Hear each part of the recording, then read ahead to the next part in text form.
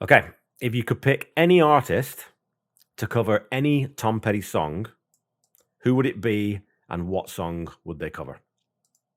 How about let's do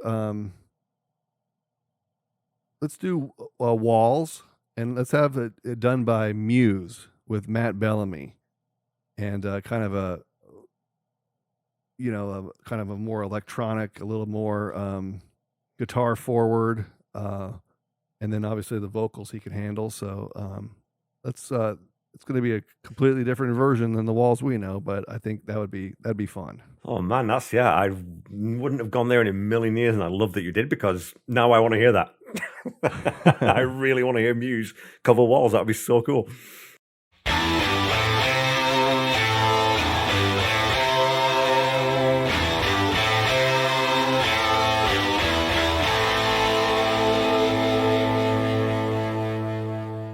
I would go with Bob Seger, Cabin Down Below.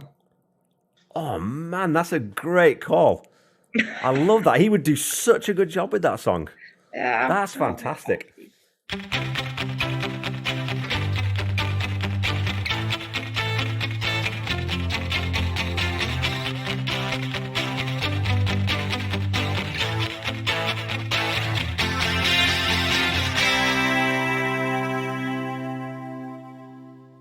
I would like to hear Stevie Wonder cover one of the deeper songs, like Room at the Top. Whoa. Yeah, I love that. That would be so interesting to see what he would do, especially because, with that vocal, to see where he would take it. Yeah. In his life experience, I mean, there's someone who could take yeah. that and do something with that. So that's my call. That's a solid call, man. I love it. And unexpected too.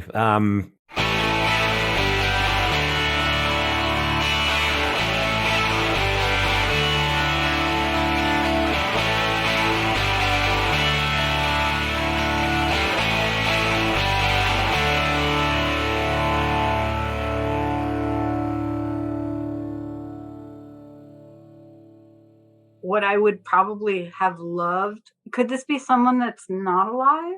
100%. Anyone, yep. I think I would probably love to have heard John Lennon sing a Tom song. Oh, there we go. Man, now we've got to think about what song, though. Something off one of those first two albums, I think, would work with Lennon. Yeah. I mean, I'd really have to think about it, since I haven't thought about that ever before, but I would love that, because, I know they were supposed to meet, and all, I was home.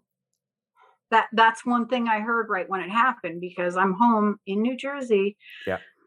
It was probably a school night, listening to the radio. It was after 11 o'clock at night, so I had to have the radio low, or I was going to get yelled at. Yeah. And I heard them announce that he was shot. And the story, he was going to be in the studio the next day, and Tom was recording there, and this was Hard Promises. And, this, of course, a few months later is when I got to see them the first time. So it all, it's all swirling around. And I mean, just to think about him doing that, because Tom had such reverence for him. Yeah. And I mean, Elvis too, because now, Elvis sang a completely different, but gospel Elvis, I mean, I could hear it, and Tom did one of his songs. Yeah. So, I mean, how about John Lennon singing Too Much Ain't Enough? Yeah. His voice for that one would be rad. Yeah. I just, and I hope nobody chose him before. No, and again, it's one of those things where everyone's answer's been like, totally, that's what needs to happen. You're exactly right. And so, okay. Yeah. And I guess it's, it goes back to what's important to me in my head, and just going back in time.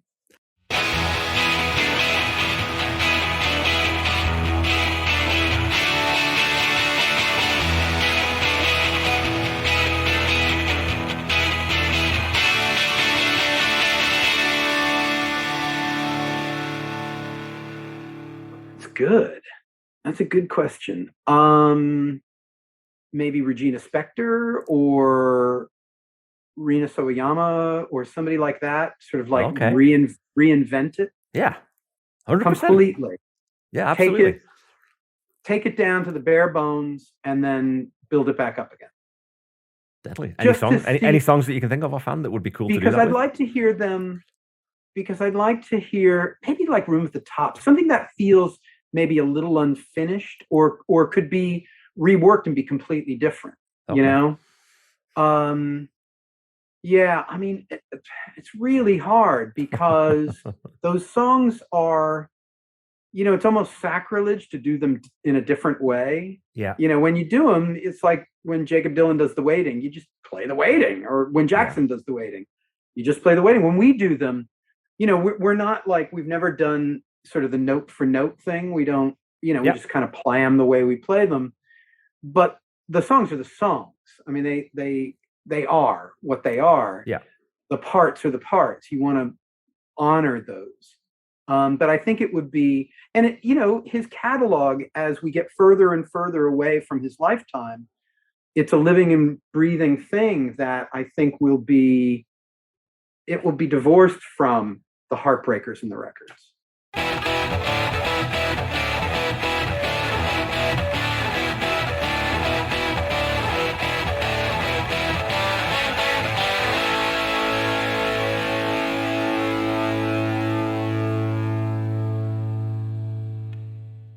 I don't care what song, I want it to be a woman. I think I've seen some really good covers from St. Vincent, Yeah. aka Annie Clark.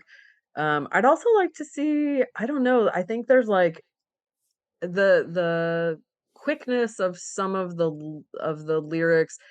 I'd like to see some different genre covers. Like, why not Missy Elliott? Can we get a Missy Elliott cover of Tom Petty? I think that would be cool as all get out. Yeah. I think Melissa Etheridge could do a good job. So, like, in whatever era you want to talk about and whatever genre you want to talk about, I think hearing from women in these Yeah. songs would be amazing. Hearing women cover American Girl, come on, that's a gimme. Yeah. It truly is a gimme. It's on the tee. Something that I like that's been happening since his death is, he had 2 daughters, and Adria, the elder daughter, has had a long music production career of her own. She's worked on music videos for all kinds of folk, like Beyonce, like all kinds of people. And she seems to be the one who's really guiding the product that come out now, and the way the Heartbreakers legacy is visually represented to people, from new merchandise or reissues, all the way up to like new music videos that have never been seen before. And her eye in those music videos, the concepts for them are so smart, and just the gaze of them is feminist, Yeah. And so I just really have to applaud Adria. I know some people are like, no one will ever be satisfied with the way this legacy gets managed, but I think she's doing actually a really good job, and honoring her dad's politics in a way that is like sort of unexpected and delightful. So yeah, if there's to be more official covers in the works, if there's to be more solicitation of artists to cover, then I plead, Adria, pick women. I don't think I need to, though, because I think she knows to do that.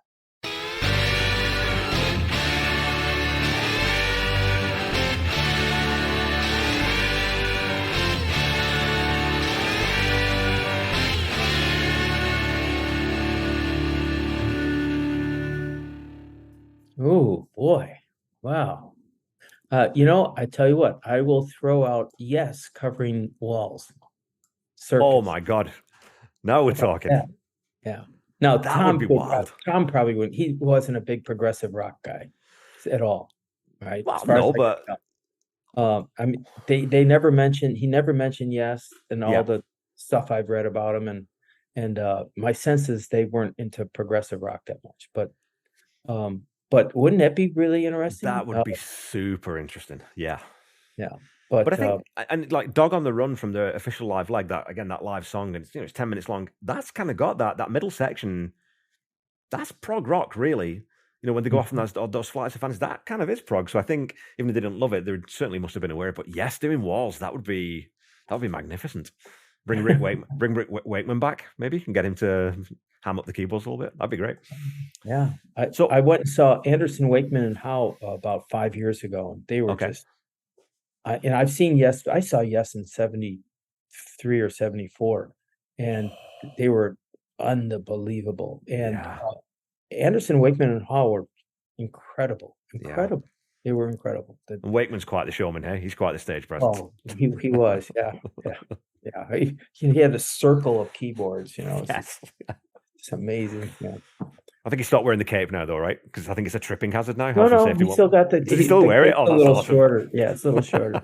The wizard, a true star. Yeah. Oh, that's so cool.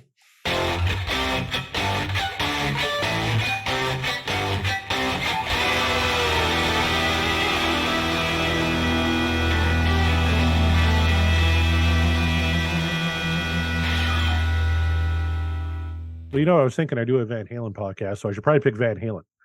And I was thinking, what song could Van Halen absolutely kill? And I always came back to Running Down a Dream because I love that solo in Running Down a Dream. But Oh, my God. Imagine Eddie Van Halen flourishes on that solo. And I know, like, you know, the drumming on the studio version is very kind of straight ahead, but Alex will throw something funky in during Eddie's solo on that, little something with the cymbals, something with the hi-hat maybe, just to kind of accent it. Just that little offbeat, in those couple of little offbeat sections. Yeah, oh man, that's a great shout, man. That's a great shout, and you've kind of actually you've got ahead of me because that was what I was going to ask you. Because I was thinking if you pick someone else, I was like, well, what about Van Halen? So I've got another one up my sleeve though. What about Aerosmith? If Aerosmith covered a Tom Petty song, which one would you go with? Geez, you got to go with something. Just thinking back to Long After Earth, Change of Heart. I think is a song I think they could do quite well. That'd be great, yeah. It's just got that Joe Perry. It's got that bluesy kind of chunky kind of riff to it. So yeah, because they're very much a blues-based band. You could like pull a song out of the hat from Mojo, and I think Aerosmith could probably do that pretty well too. But just off the top of my head, we're talking about Long After Dark, and I think that's an album. I think early Aerosmith, especially, I think they could cover any one of those songs and do a pretty good job of it. Man, I love that.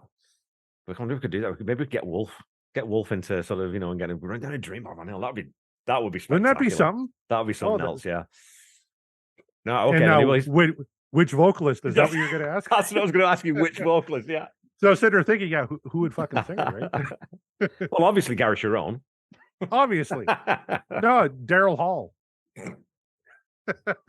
Yeah, I waited for you to get a swig of your beer before I said Daryl Hall, the unofficial lead singer of Van Halen, there for a bit. But you know what, Sammy or Dave, I think would do a good job of it. It's not Tom Petty songs I don't think are all that challenging to sing. He obviously has one of the most distinctive voices in rock that makes it brilliant, and the little inflections he talks about. I remember listening to your show on I think it was American Girl, just the way he accentuated balcony, like little things like that, right? So I would probably lean more towards Sammy doing that one, but I think Dave would do an all right version of it too.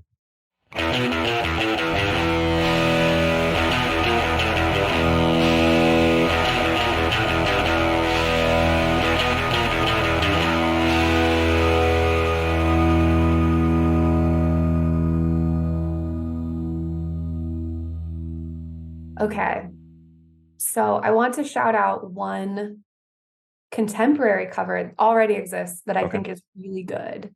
I think Phoebe Bridgers doing It'll All Work Out is stunning. I haven't heard it. Yeah, and so I think it was on her first album. Okay. Stranger in the Alps. But in 2018, is it 2018? Yeah, February 2018, I saw her play live right after that came out. And she played It'll All Work Out live. Right. And I didn't know that it was coming. And it was so soon after his death that it was just, it's amazing. I mean, she's a really incredible songwriter, but she's not so far removed from what the Heartbreakers do. I mean, she is, but she isn't. But yeah, her version of It'll All Work Out is really, really good. So I recommend that. And just like surprising for like this sort of world dominating indie pop singer songwriter to cover a Tom Petty song. It speaks to the reach of the songwriting. Yeah. Well divorced from any sort of associations with classic rock, right? Yeah. So I mean, this is one of the great songs, but Crawling Back to You is just one, it's so good. But I think it's one that has room for other voices to interpret it. Okay. I think that it could be effectively done by, I think Mavis Staples could do a really interesting Crawling Back to You. Ooh. Right? Because I would think of Mavis as like celebratory and, Yeah. praising, but I think, but she's also got that like that capacity for that sort of desolation. It's got So soul. Yeah. yeah, but so Crawling Back to You, I just thought of a bunch of people that I would like to hear cover it. Yeah. Perfume Genius. Are you familiar with Perfume Genius? I'm not. Okay, check out Perfume Genius. I think that he could do a really good version. And then maybe a like kind of more psychedelic version from Bartice Strange. Okay. Bartice Strange. Yeah. I feel like he's a Tom Petty fan, and I feel like he could do a cover of Crawling Back to You. But like he does really good covers where he really makes his own. And so I think I would be interested to hear that. And it's that thing of one of those artists who doesn't really cover songs, he interprets them. It takes them and figures out what the roots are and finds out how to build his own branches off it. Yeah. Exactly. And it's fascinating. Yeah. So I think, yeah. And so sometimes you want to hear somebody just like doing a pretty faithful version in their voice, but sometimes you want to hear like, what did you find? Yeah. What hidden capacity did you reveal within this? Right. That maybe even Petty himself couldn't do. Yeah. Yeah.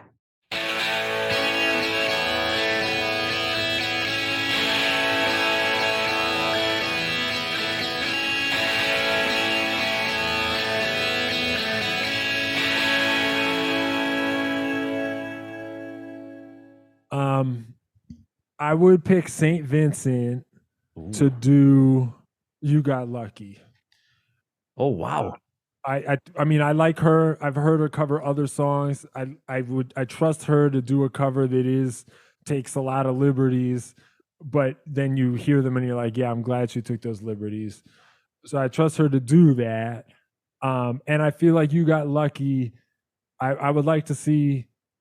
It's just synthesizer-y enough that I feel like she could go crazy with that if she wants to. And then, but also the lyrically and the vocally and the sort of emotional persona of it, I'd like to hear her kind of like, I don't know what she would do, but I feel like it would be cool. Maybe she would make it a little bit more of a sneer. I can sort of imagine her doing that. Yeah. Or maybe she would make it way more depressed and like, but I'm picking her to cover that song because I don't know exactly what she would do with it, but I am imagining different things she could do and they all sound cool. But if she tweeted that she was covering that and it was going to be on the next album, straight away you'd be like, oh, that's going to be interesting. Yeah, I would pre-order. Pre-order in that scenario. Well, I think it fits her attitude too, because that song is, it's written from that perspective of this asshole. You got lucky when I found you. It's like, go fuck yourself. You know what I mean? So I think she's got the right amount of attitude to deal with that. So yeah, she covered, I don't know if you heard this, but when Metallica did this like big anniversary vision of the Black Album, they had 1 million people cover all these different Black Album songs. Okay. And she covered Sad But True, and I think it's the coolest thing ever.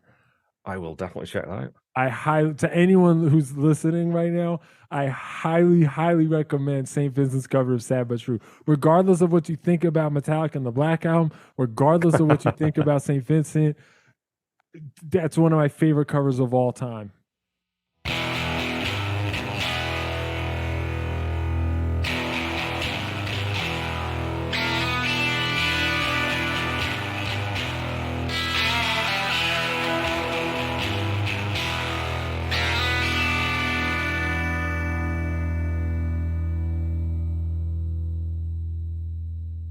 Oh boy. I'm not sure. I was thinking I was just as a joke, I was gonna say I want to hear Bob Dylan cover Listen to Her Heart. I want to hear Bob Dylan do Listen to Her Heart. I could go with that. I don't know. I think that'd be a wheeze. Yeah. So, yeah, I have that on my set list. I haven't done it in a while. I was fooling around today on the guitar stuff. I said, I ought to bring that one back in, man, because that's a nice song. I have this Taylor 12 string that I pull out for some stuff, and it just rings. I just love the tune, because I taught myself to finger pick the hybrid finger style with the two fingers like McGuinn does, so I can do like Mr. Spaceman and all that finger picking stuff. And when I get that 12 string out, man, it just wails. Put on some compression, and it's such a rich sound, hey? Oh, and get it chingy chimey, and you can really fill up space with that. So yeah, just as a joke, let's have Bob Dylan do "Listen to a Heart." You want her to think that'd be great, wouldn't it?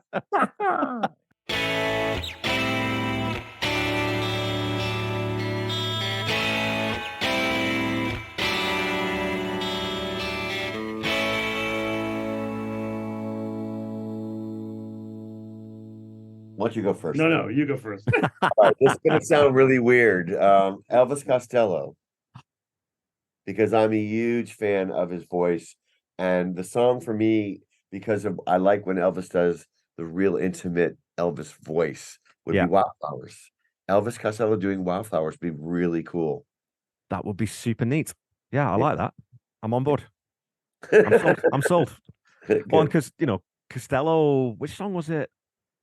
Because Tom always kind of tongue-in-cheek said that Elvis stole the ending for, I can't remember which song it is now. That's going to drive me nuts. Was it When the Time Comes? I was going to look at my, because there's a little riff in there that they play, and it's like, hey, they were playing on double bill, so that one of those kind of things. And they said they heard this song on the radio, and I can't remember which Elvis Costello song it is. And Tom said, I know where he got that from. He borrowed that from us. Oh, wow. Wow. Huh. Interesting. All right, let's see. I'll say Beck doing Angel Dream, because I'm a huge Beck fan. And Beck did Sea Change, which is an incredible, very atmospheric album with very strong acoustic influences in it. So I could hear him doing Angel Dream. Well, and he's one of those guys too who, if he's going to do a cover, he's going to change it. Yeah. Did you ever see that? Absolutely. 360. He did Bowie Sound and Vision. Yes. And he did it in that 360 setup in the studio where he had musicians around. So you had him in the middle, then the audience, then more musicians, and then more audience. So it was this weird sort of dynamic where you get the sound coming in from different places, and it's just knockout. I mean, Beck's just a stud, right? Like, that guy can play anything, really. Yeah. Beck doing Angel Dream, I would never have thought of that, and now I want to hear it. Yeah, see? There we go. Good job, Django.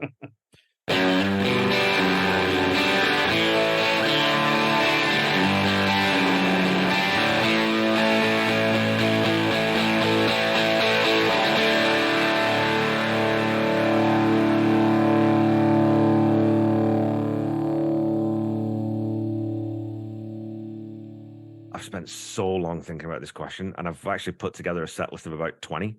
Like, if you're going to do a tribute concert, I've got my tribute concert nailed. But the one sort of really cool one that I think that most people maybe wouldn't think of is I'd love to hear ZZ Top do Candy, and specifically ZZ Top in 1980 in the Double Down live show that's online. That's so cool. And I realized that you need a bit of time travel to pull that off, but we're time traveling this already. So yeah, ZZ Top doing Candy I think would be just killer.